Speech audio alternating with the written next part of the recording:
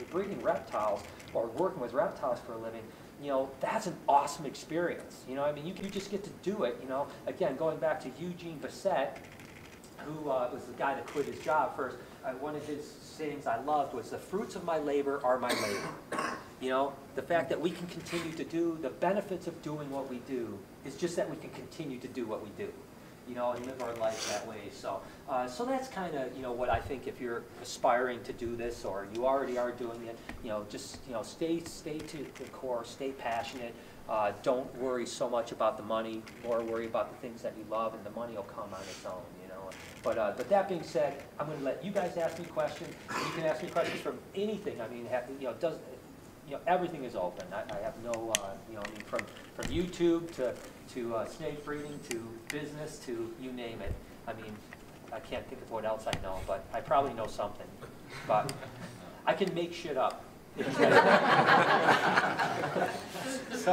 so please interact with me, guys. What do you guys want to talk about? Okay, Yeah. quick question. Do Yes, you sir. have any other animals besides reptiles? Are your kids growing up with other animals? The only animals I've ever had besides reptiles are dogs. Yeah, there's. Because you said you grew up with no animals in the house. Yeah, I'm open to anything. You know, there's never been a time where I've said, no, we can't get anything. It's just, you know, my kids haven't been that interested in animals, quite frankly, which is weird, right? They're just not animal people. You know, so dogs have always been in our life, but nothing else other than reptiles. Sell them, get others. Yeah, get on. That's why I can't wait to get rid of them. How dare you guys? But I mean, I'm an animal guy where I would love to keep everything. You know, I mean, you know, I love every single animal I see. You know, I mean, and trust me, I've wanted to keep crazy stuff my whole life. You know, I mean, from emus to you know, you name the weird things I've come up with. Yeah, ostriches are cool. They're good. Pandas and rats. Yeah, but I love it. You said you had some. Yes. In your vlogs, I mean, we laugh with you and we cry with you, but the most emotional video was that of the cutting of the scaleless bull pythons. I'd like to know a bit more about that. What was going through your mind at the time? Yeah, the scaleless ball python was probably the most bittersweet thing that's ever happened to me, right? First off, I'll tell you the whole story quickly, is that, again, I used to import a lot of animals from West Africa. You know, I had my network of people that sent me cool stuff. So every year, it'd be like, all right, I've got this, that, the other thing. And so one of my exporters over there said, hey, I've got, and this now, you know, the internet existed at this point. So he sent me a picture of a ball python that was just missing a couple scales on its head. And I said, he said, and this is how it always starts, you know, it's like, you know, I want $1,000, you know, master, I want $1,000. That's how it always starts, and you're like, you're out of your mind, you know, I'm not giving you $1,000 or whatever the case is. So I had a shipment coming over anyways. I saw the picture, and I was like, I don't really think it's cool at all. I said, it's missing a couple scales on its head. It's a normal ball python, who cares? And he's like, I want $1,000. I go, listen, I've got a shipment coming, and I don't know that I've ever said this, you know, so you guys may be hearing. I literally said, I'll give you $100. I go, I'll give you $100 if you take it. If you don't, you can keep the animal. I don't care. So I brought that animal in, and what I really thought when I bought the animal was that it might be a recessive trait, and that maybe at some point it would have 5% scaleless on it, right? That's what my mindset was when I bought it. It was a male. So I raised it up, I bred it to a female, and just one female. She laid 6 eggs, and to my shock, 3 of the 6 eggs came out scaleless heads, with some scaleless heads on, just missing a couple scales. And I tell the story when I talk about that day that I cut the eggs. The moment I saw those scaleless head babies, which was 2.5 or 3 years before that video, that day I was convinced the super was going to be scaleless. That day, I mean, I was unequivocally convinced. And every person that visited me, I showed those snakes, and I said, I'm going to produce a scaleless ball python. I'm going to produce a scaleless ball python. And then I finally get a clutch of eggs from my scaleless ball python female. And for 56 days, I told everyone I was going to produce a scaleless ball python. And then I decided to tell everyone, like, I'm going to cut it this Tuesday. Monday night, I was like, what in the world was I thinking? why would I think I'm going to produce a scaleless ball python? Because there's a couple little scales missing. And I completely was convinced I was not producing a scaleless ball python. So literally for that, whatever, years that I was convinced I was going to do it, I had completely lost all faith. And I drove home that day and I was like tweeting it, I was Facebooking it, I was doing like, you know, filming it, the vlog, you know, well not the vlog, it was snake bites at the time. And every, like, you know, so what you got to remember is that video was 10 minutes long. You saw, like, that took, like, 2 hours. Because, you know, you drive home, you shoot some stuff about driving, then you do a little thing like, okay, now I'm going to go cut these eggs. And then, you know, you cut one egg, and if you remember, the first egg wasn't a scaleless. And so now you got to reset. Now I got to tweet everything. Okay, cut the first egg. You know, so everything is taking, like, long time. And as I get to egg number, was it 2 or 3? Do you remember? I think it was the third one. I think it was the third one, yeah. And as I get to egg 3, again, I'm now 100% convinced there's no scaleless ball python in my future, and I'm going to look like a complete moron for everything that I've said to people for the last 5 years. And so I remember cutting the egg, and I'm going to be totally honest with you, I don't remember anything else. I remember watching the video because I blacked out, completely blacked out. I mean, I don't remember like jumping around. I don't remember anything. It was just such an adrenaline rush. And I mean, when I watched the footage back, it kind of brought me back to that moment. But literally, I don't really remember in the moment at all because it was just so overwhelming what happened. And so ultimately, you know, we ended up hatching that guy out, and which was great. You know, it was unbelievable. It was an amazing experience. It was great on all levels. But then the drama came afterwards. You know, the drama of you shouldn't hatch a scaleless animal, although there's, you know, silky beardeds and there's scaleless corn snakes and there's scaleless rat snakes that no one seems to have a problem with. For some reason, scaleless ball pythons, I was the devil, you know, for producing the thing. And between that and a bunch of other things that happened, and so it was a bummer. It went from being like one of the greatest things, and don't get me wrong, financially it was amazing because we were selling scaleless heads for ridiculous money and people were buying like crazy, and financially it was one of the greatest things that's happened to me. But like I've mentioned, I don't do things for the money side. You know, the money wasn't worth the drama that came with it. So after so much drama, I mean, like things would go on like, oh, it's got to be dead. Brian hasn't posted anything about it. So I'd be like, well, I posted yesterday about the animal, and then it'd be like, oh, that video was 6 months old. So then I would literally like take a newspaper and film the newspaper's date, and then film the animal. And then 3 days later, he hasn't showed that animal for months. And I was just like, I was at the point where I was just like, I can't do it anymore. I can't, you know, I'm giving you guys everything you're asking for, and you're still telling me that it is. Live webcamming. Yeah, I mean, that's about all. I mean, I even like showed it eating, you know, eating and stuff like that, taking food, and it just, it was constantly the rumor, oh, it's deformed, it's messed up, it's this, and finally I just got to a point where I was done. I just didn't want to have to do anything else. So it was a great experience, and I'm glad that, I've said this forever, I wish that I would have had the pinstripe experience on film, because, you know, someone came up to me today, and they had a little, you know, thing that they brought their pet pinstripe in. And they showed it to me. They're like, oh, here's my pet ball python. And I saw it. And in my head, I'm thinking, that came from me. You know what I mean? Like that animal goes back to me. And they probably didn't know it, you know, and I didn't tell them it. I was just in my head.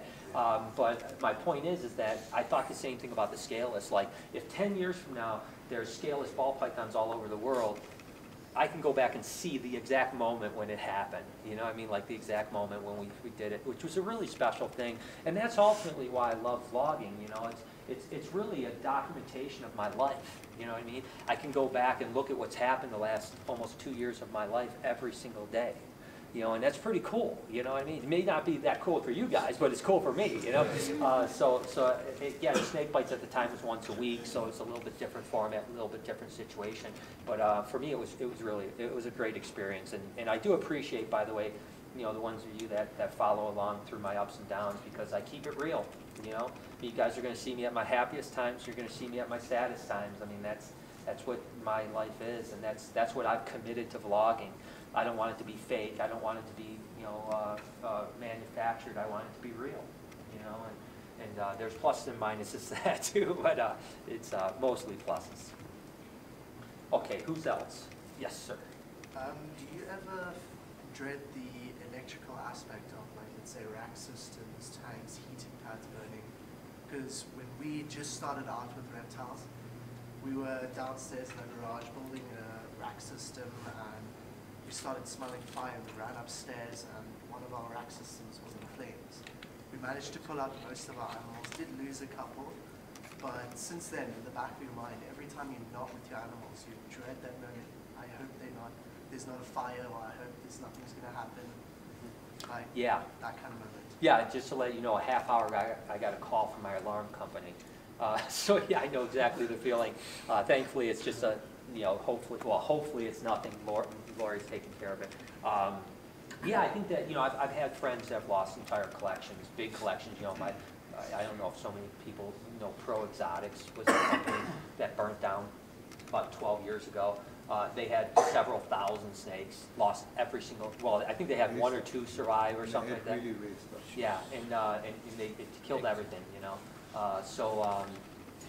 yeah, I mean, fire is huge. I mean, it's super scary. So I think that, being as safe as you can be, I mean, realistically, I don't necessarily think that there is like the safest alternative right now. I mean, heat cable's scary. Heat cable's probably the scariest, to be honest with you, because it goes to a really high temperature. Most of the flex swap heat tape at least typically doesn't go high enough for a flash point, but you still have to be careful, and it can still do it. I've had boxes melted, in my rack. It's like completely melted, from a malfunction. But knock on wood, I've never had a fire. But it's probably, as a reptile breeder that keeps a lot of animals in racks, that is by far the #1 scariest thing that you can think of is what could happen, because you could be wiped out tomorrow. So I wish there was an alternative, but I don't know that there is. Someone's got to come up with that alternative, for sure. Who is that? Sorry. Yes, sir. Just getting back, you said you're not into it for the money as such. Yeah. Now these scaleless ball pythons, you still have a lot of them? No. You still have any of them? Couple. Yeah. Can I have one? Yeah. If I had cords, I'd give you one. Sorry. Yeah, no, you laugh about it, but to be honest with you, I've given more of that project away than probably any project I've ever had before for free. I seriously have. That's how much I've felt about that. Yeah. So if you come and move to America, you got it, man. I got you. Yeah, you're coming. She's coming to work for me. Yeah.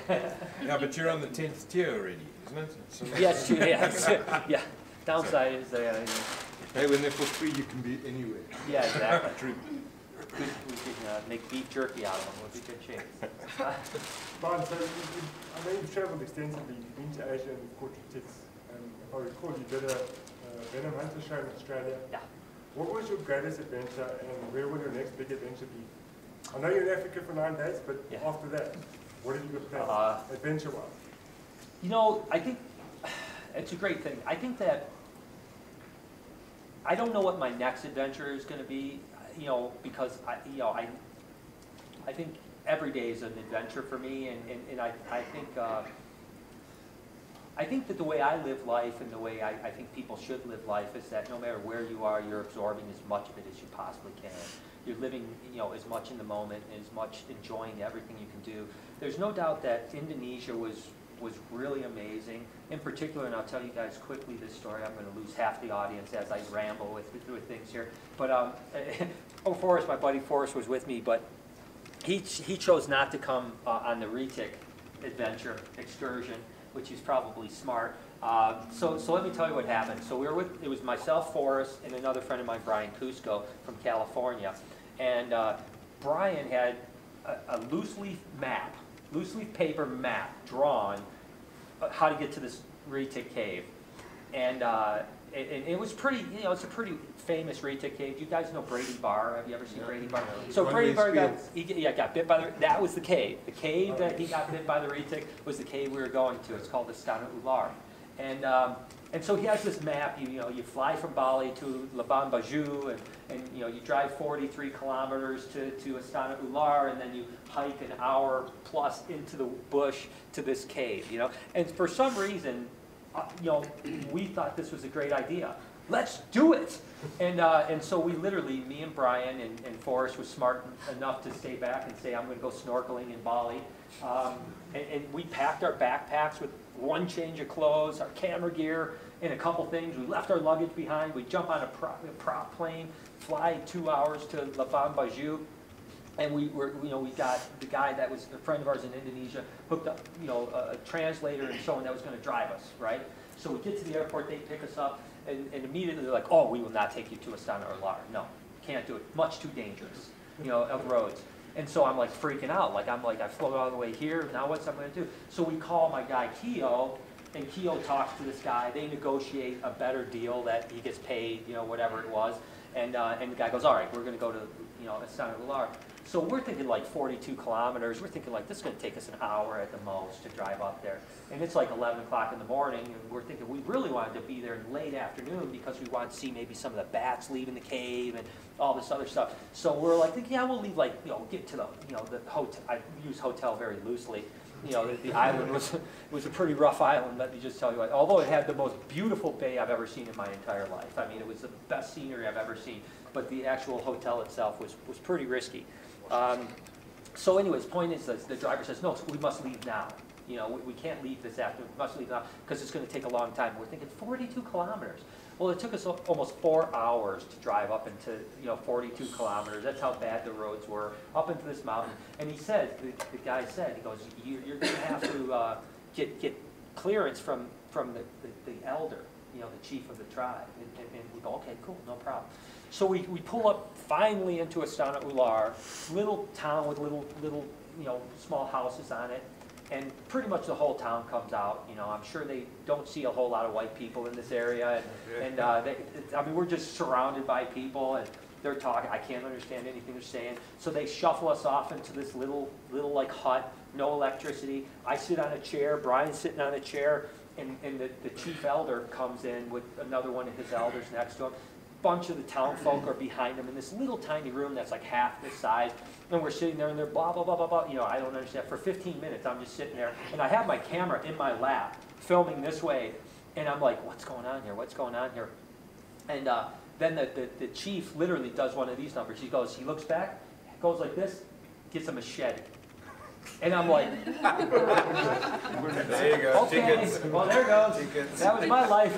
Thank you very much, everybody. And literally, I'm like texting like Lori, like, I mean, I don't have any cell service, but I'm like, I'm probably going to die. I'm sorry for not, I mean, literally thinking there's no way I'm getting out of this. So we finally, like a few minutes later, they talk and talk and talk, and we leave the room. I'm like, at least I'm leaving, but I'm thinking I'm going outside to get like butchered or something like that. We get out there, and finally my translator says, okay, the chief we've negotiated, and he's said that he will take you to the cave. And we had to give him $50, 50 American dollars. I'm like, yeah. I'm like, die by machete or give him $50. Yeah, I'm going to go the $50 route. And so we did. We ended up hiking like hour and 20 minutes into the bush. And I'm thinking to myself, I keep going back to this loose leaf paper. Like, how the hell are we going to find this cave if we weren't being led into the bush by someone that has been to that cave his entire life? There's no way we'd find it, And then we were talking about hiking back in the dark on top of it. Like, I mean, who goes onto a little island and hikes in the middle of the night into the bush an hour and a half? But, so anyways, we get to the cave. It was really cool, to be honest with you. He did this really cool ceremony offering to the gods for allowing us safe passage into the cave. We get in the cave. We go like 10 feet into the cave, and literally we find our first retic. It was, I mean, literally 10 foot into the cave, we find our first retic.